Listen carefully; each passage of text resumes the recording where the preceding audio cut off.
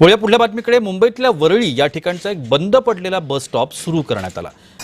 मात्र यावरून दोन्ही शिवसेनेमध्ये श्रेयवादाची लढाई सुरू झाली आहे। बस स्टॉप आम्ही चालू केलाय, दोन्ही शिवसेनेकडून फलक लावत जोरदार दावा देखील करण्यात आला।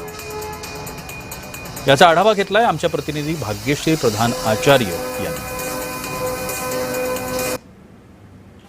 आपण आहोत वरळीच्या बस स्टॉपवर आणि या बस स्टॉपवर आपण शिंदे आणि ठाकरे यांची श्रेयवादाची लढाई फलकांच्या माध्यमातून बघू शकतो।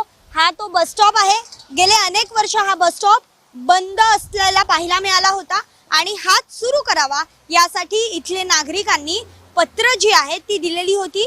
हे पत्र जे आहे ते आदित्य ठाकरे यांच्याकडेही पोहोचलेलं होतं आणि त्याचबरोबर शिंदे सेनेच्या वरिष्ठ जे अधिकारी आहेत, पदाधिकारी आहेत पक्षातील, त्यांच्याकडे देखील पोहोचलेलं पाहायला मिळालं होतं।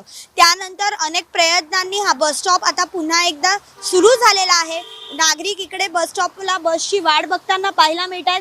गाड्या देखील मुळात विशेष म्हणजे थांबताना पाहायला मिळतात। गेले अनेक दिवस हा बस स्टॉप नसल्यामुळे नागरिकांना यामुळे अत्यंत त्रास होत असल्याचं पाहायला मिळालं। मात्र हा बस स्टॉप सुरू झाल्यानंतर आता श्रेयवादाची लढाई जी आहे ती देखील पाहायला मिळते।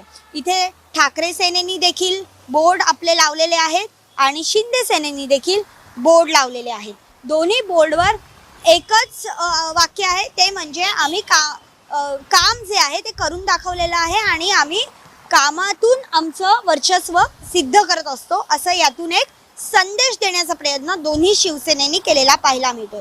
त्या बस थांब्यावर देखील आदित्य ठाकरे यांचा इथे एक बोर्ड लागलेला पाहायला मिळतोय। मात्र या ठिकाणी शिंदे सेनेचा बोर्ड नाहीये, फक्त आदित्य ठाकरेंचा बोर्ड आहे। तर दुसऱ्या ठिकाणी मात्र दोन्हीचे बोर्ड आपल्याला लागलेले पाहायला मिळतात।